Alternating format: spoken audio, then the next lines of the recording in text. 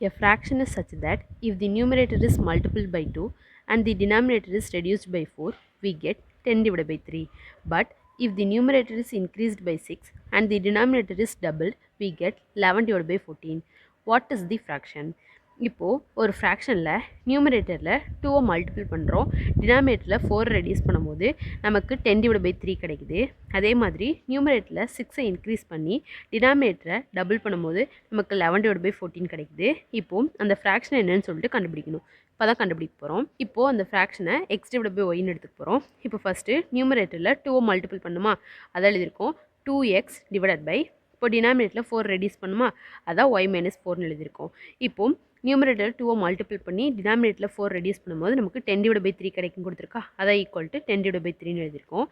இப்போ இதை cross multiple பண்ணி எழுதியிருக்கோம். இப்போ இதை 2 ஆல் டிவைட் பண்ணோம் அப்படின்னா 3x equal to 5y minus 20 இருக்குமா. இப்போ ஒய்யை மட்டும் ஈக்குவலுக்கு இந்த சைடு கொண்டு வந்துட்டோம் அப்படின்னா 3x minus 5y equal to minus 20 இருக்குமா. அதை ஈக்குவேஷன் 1னு வச்சுக்க போகிறோம். அடுத்து இப்போ நியூமரேட்டரில் 6ஐ இன்க்ரீஸ் பண்ணுறோமா, அதான் x ப்ளஸ் 6னு எழுதியிருக்கோம். அடுத்து டினாமினேட்டர் டபுள் பண்ணுறோமா, அப்போ டபுள் பண்ணோம் அப்படின்னா 2yன்னு எழுதுவோமா, அதை டிவைட் பை 2yன்னு எழுதியிருக்கோம். இப்போது நியூமரேட்டரில் 6ஐ இன்க்ரீஸ் பண்ணி டினாமினேட்டர் டபுள் பண்ணும்போது நமக்கு 11 டிவைட் பை 14 கிடைக்கும் கொடுத்துருக்கா, அதான் ஈக்குவல் டு 11 டிவைட் பை 14 எழுதியிருக்கோம். இப்போது அதை கிராஸ் மல்டிபிள் பண்ணி எழுதியிருக்கோம். இப்போது அதை 2 ஆல் டிவைட் பண்ணோம் அப்படின்னா 7x plus 42 equal to 11y இருக்குமா. ஒய்யை ஈக்குவலுக்கு இந்த சைடு கொண்டு வர போகிறோம், 42 ஈக்குவலுக்கு அந்த சைடு கொண்டு போனோம் அப்படின்னா 7x minus 11y equal to minus 42 இருக்குமா.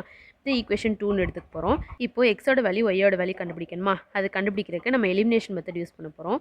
இப்போது ஈக்குவேஷன் 1 7ஆல் மல்டிபிள் பண்ண போகிறோம், ஈக்குவேஷன் 2 3ஆல் மல்டிபிள் பண்ண போகிறோம். மல்டிபிள் பண்ணி அதை சப்ராக்ட் பண்ண போகிறோம். ஃபஸ்ட் ஈக்குவேஷனை 7ஆல் மல்டிபிள் பண்ணோம் அப்படின்னா 7 3 21, அதான் 21x மைனஸ் 5 7 35 தானே, அதான் மைனஸ் 35y ஈக்குவல் டு, இப்போ 20 × 7 எவ்வளோ 140, அதை ஈக்குவல் டு மைனஸ் 140 எழுதியிருக்கோம். அதே மாதிரி இப்போ ஈக்குவேஷன் 2 3ஆல் மல்டிபிள் பண்ண போகிறோம். இப்போ 7 3 21, அதை 21x மைனஸ் 11 × 3 எவ்வளோ 33, அது 33y ஈக்குவல் டு, இப்போ 42 × 3 எவ்வளோ 126, அதை ஈக்குவல் டு மைனஸ் 126 எழுதியிருக்கோம். இப்போ சப்ராக்ட் பண்ண போகிறோம். 21x கேன்சல் ஆகிடுமா, இது சப்ராக்ட் தானே பண்ணுறோம், அப்போ மைனஸ் இன்டு மைனஸ் ப்ளஸ் ஆகிடுமா. இப்போ மைனஸ் 35 ப்ளஸ் 33 எவ்வளோ minus 2y equal to minus 40 plus 126 எவ்வளோ மைனஸ் 14. இப்போது இதை கேன்சல் பண்ணோம் அப்படின்னா 7 கிடைக்குமா. இப்போ ஒய்யோட வேல்யூ 7. இப்போது ஒய்யோட வேல்யூ கொண்டு வந்து ஈக்குவேஷன் 1ல் சப்ஸ்டிட் பண்ணி எக்ஸோட வேல்யூ கண்டுபிடிக்க போகிறோம்.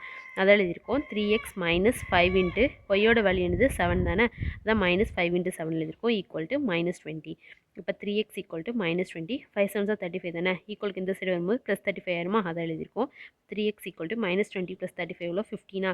இப்போ 3 15 கேன்சல் பண்ணோம் அப்படின்னா 5, அப்போ எக்ஸோட வேல்யூ 5 தானே. இப்போது இந்த ஃப்ராக்ஷன் என்னன்னு கண்டுபிடிக்கணும். இந்த ஃப்ராக்ஷனை x டிவைட் பை ஒய்னு எடுத்தோமா, அதை எழுதியிருக்கோம். Therefore x divide by y equal to எக்ஸோட வேல்யூ என்னது 5, ஒய்யோட வேல்யூ என்னது 7. அப்போ அந்த ஃப்ராக்ஷன் வந்து 5 divide by 7. Option B is a correct answer.